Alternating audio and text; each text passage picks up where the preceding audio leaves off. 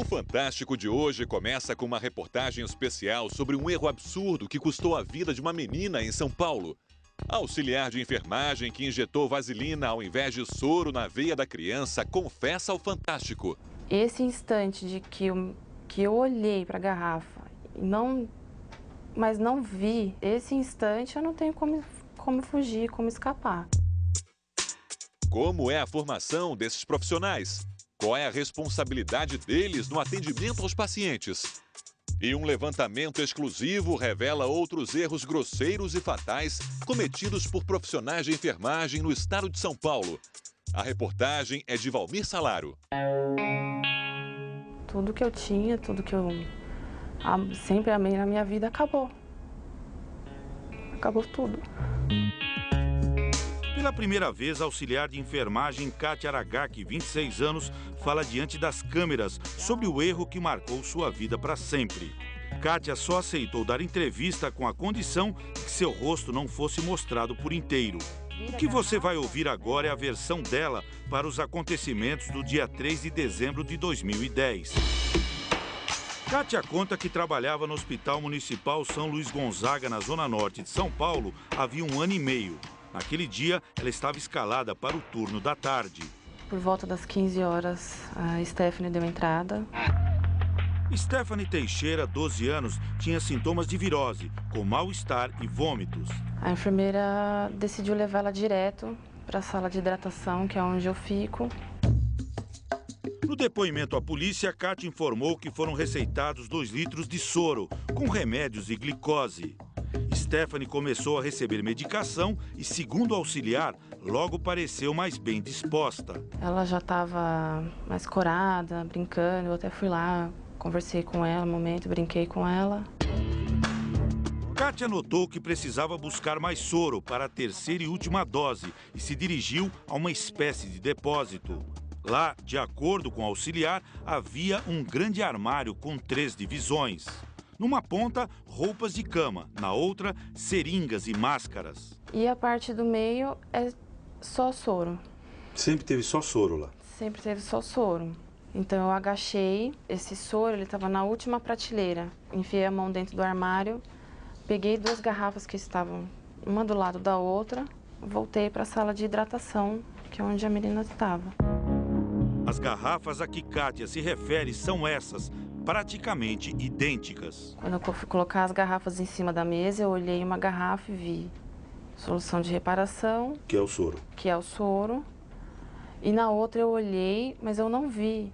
Eu acreditei, eu jurava de pé junto que as 2 garrafas tratavam da mesma coisa, de soro. A substância começou a ser injetada em Stephanie. E saí para atender as outras crianças, outras coisas, um monte de coisa que precisa ser feita. Cerca de meia hora depois, segundo Kátia, a mãe de Stephanie disse que a filha não estava se sentindo bem. Mãe, minha boca tá formigando, minha garganta tá formigando. Kátia conta que correu para ver a menina. Aí eu comecei a perceber que ela não estava bem mesmo, então eu saí para chamar a enfermeira e o médico. O médico veio e Stephanie teve uma crise. A boca entortando, o olho virando, a mão, ela fazia assim com a mão, ela fazia assim. E aí o doutor questionou então a medicação que estava correndo. Eu olhei e falei, solução de reparação, pelo aspecto da garrafa, né? Então a gente já conhece. Uma colega de Kátia checou o rótulo da garrafa. Aí ela falou que era vaselina.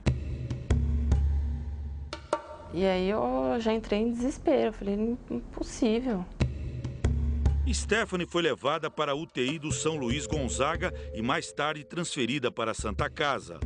Pouco depois da meia-noite, a notícia. Aí foi onde falaram, sua filha faleceu. E aí, o mundo acabou. A vaselina que Kátia pegou por engano estava sendo usada no tratamento de uma criança com queimaduras. O líquido oleoso não se mistura com o sangue e causa embolia, ou seja, o entupimento de veias e artérias, comprometendo órgãos vitais. Kátia diz que nunca tinha visto vaselina naquele recipiente. Eu só tinha visto soro naquela garrafa, eu nunca tinha visto outra coisa, medicação, nada. A auxiliar diz que não tem ideia de quem guardou a vaselina no lugar errado. Você assume a responsabilidade pela morte da Stephanie? Eu acho que foi um conjunto de erros, um conjunto de falhas.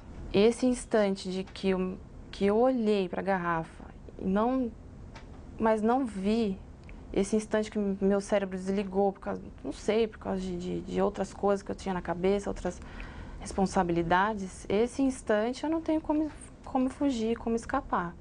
Mas eu acredito que existem outras coisas que colaboraram, assim, para que isso acontecesse. Homicídio culposo. O advogado de Kátia acredita que ela foi induzida ao erro. Pode, duas coisas idênticas e estar num lugar totalmente inadequado. Deveria, no mínimo, ter uma tarja, uma cor diferente.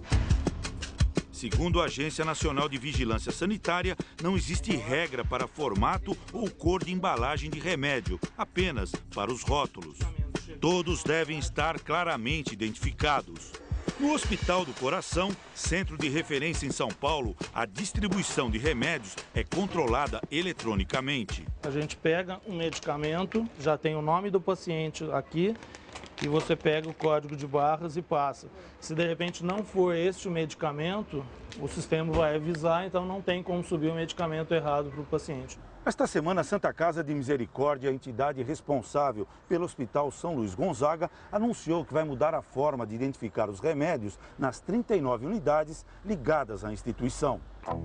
Mas para o presidente do Conselho Regional de Enfermagem, a falha de Kátia não tem desculpa. O profissional que está fazendo o procedimento sabe ler. Antes de medicar um paciente, todo profissional de enfermagem deve seguir a regra básica das 5 certezas. Paciente correto, medicamento correto, via correta, dose correta, horário correto.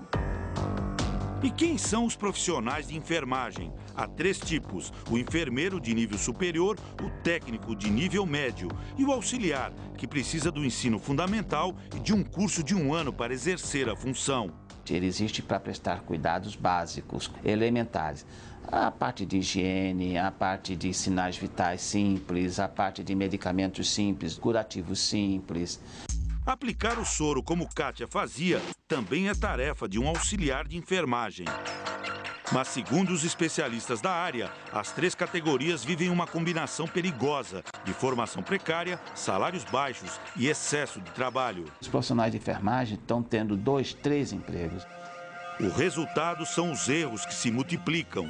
Nos últimos 12 meses, o Corém Paulista recebeu 356 denúncias contra enfermeiros, técnicos e auxiliares, o triplo da média dos anos anteriores. Tivemos acesso a um relatório com os principais casos investigados pelo Conselho em 2010. Algumas falhas são grosseiras. É o caso de um auxiliar que diluiu por engano um medicamento em cloreto de potássio. O cloreto de potássio é uma das substâncias da injeção letal, usada para executar presos onde vigora a pena de morte e causa parada cardíaca. Em Votuporanga, interior de São Paulo, Dona Aparecida, de 83 anos, morreu na hora, ao receber na veia penicilina benzatina, um antibiótico muito forte. Ela só olhou assim, virou o olho, sabe, já acabou. A técnica de enfermagem deveria ter aplicado a injeção no músculo.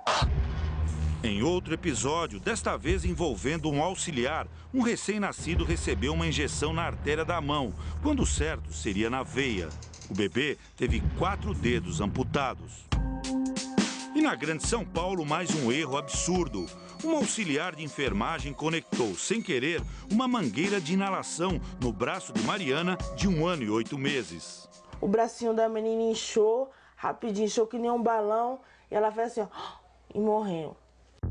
O diagnóstico, embolia provocada pelo ar no sangue. Em todos os casos citados, os responsáveis foram afastados e aguardam o julgamento do Conselho. Exija sempre que o profissional que vai te atender esteja identificado com o crachá, com a fotografia, com o nome legível e a categoria profissional. Se for auxiliar de enfermagem, não permita que ele faça ações que sejam consideradas de risco.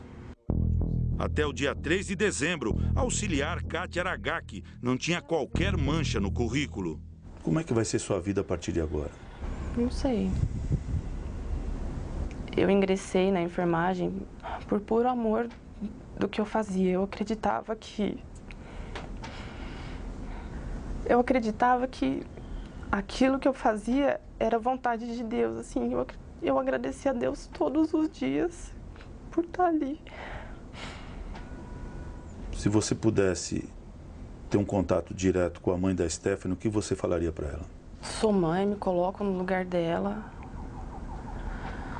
E eu sei que não existe palavra no mundo inteiro que vai confortar ela. A única coisa que eu posso dizer nesse momento é que todo mundo que eu conheço, eu mesmo, minha família, que a gente ora muito por ela e pela Stephanie, que é a única coisa que a gente pode fazer no momento.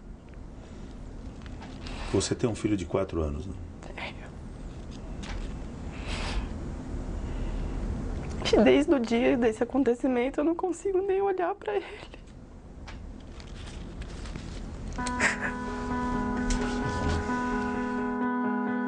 Em casa, a mãe de Stephanie lembra com carinho da menina que adorava o cantor Luan Santana e sonhava com o sucesso. Ela queria ser uma DJ famosa e uma arquiteta famosa. Rosiane releu uma carta que a filha escreveu no Dia das Mães. Você sabe que mãe só existe uma, igual a você não existe. Você vai abandonar a profissão? Olha, talvez não por vontade. Kátia vai responder por homicídio culposo, sem intenção, e corre o risco de perder o registro profissional. Ela está temporariamente afastada do trabalho. Para a defesa, Kátia pode não ser a única culpada. Condutas que precisam ser apuradas, precisam ser verificadas, se tem ou não tem responsabilidade de mais alguém nesse episódio lamentável. Um segundo que meu cérebro falhou é o que vai ficar. É o sentimento que vai me acompanhar o resto da vida. A punição eu já tô tendo e essa punição eu já vou levar para onde eu for, o que quer que eu faça. Isso nunca vai mudar. É a triste marca de um erro trágico e humano. Embora a gente tenha um amor verdadeiro de fazer o que a gente faz, mas nós continuamos sendo seres humanos.